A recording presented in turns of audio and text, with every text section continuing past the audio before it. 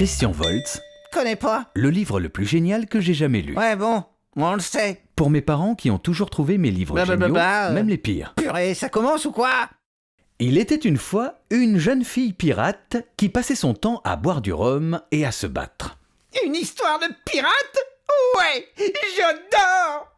En plus, les images en objet, c'est trop génial. À l'abordage! Grâce à son pistolet laser, elle gagnait à tous les coups. Ouais! Super! Le coup du pistolet laser!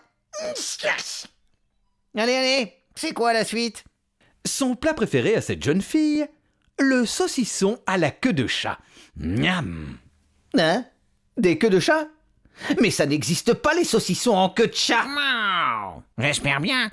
Bon, allez, continuons. Mais il faudrait éviter ce genre d'erreur, sinon on n'arrive pas à croire à l'histoire. Moi je m'en vais, je déteste les histoires d'horreur. Non.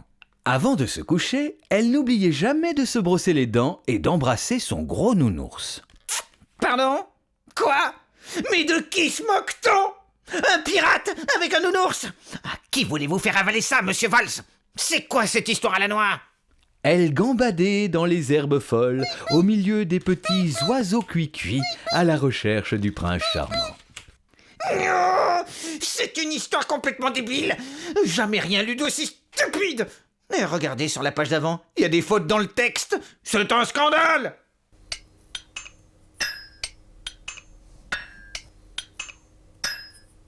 C'est des objets qu'on trouve partout. Il n'y a pas de problème pour les collecter. J'en ramasse sans arrêt. J'ai sans arrêt les yeux qui traînent, sans arrêt les poches pleines. Et je me suis constitué comme ça une sorte de petit trésor. Des objets sur lesquels le temps est passé. C'est-à-dire des objets où on a une trace. C'est du métal rouillé, c'est des vieux cuirs. Voilà, c'est comme si ces objets avaient une histoire, je ne la connais pas forcément, mais c'est ça qui me touche.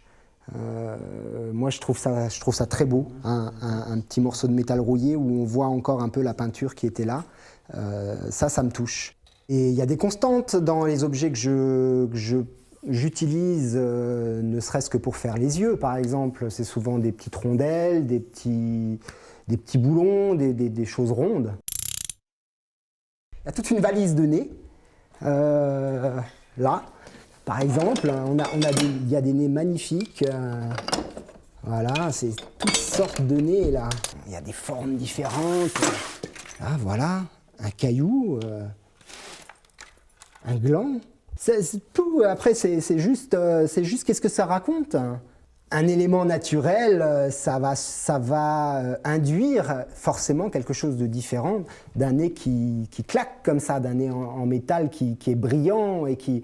je ne sais pas ce que ça raconte, mais en tout cas, ça ne me parle pas de la même façon, ça c'est clair. Je vais passer beaucoup de temps à changer le nez pour voir à quel moment le personnage est le plus parlant, ou en tout cas raconte le mieux ce que j'ai envie de dire, à quel moment il est le plus touchant. Ça, c'est vraiment quelque chose de très intuitif. À quel moment le personnage me parle. C'est le moment où on décide d'arrêter, voilà. Hop, c'est bon.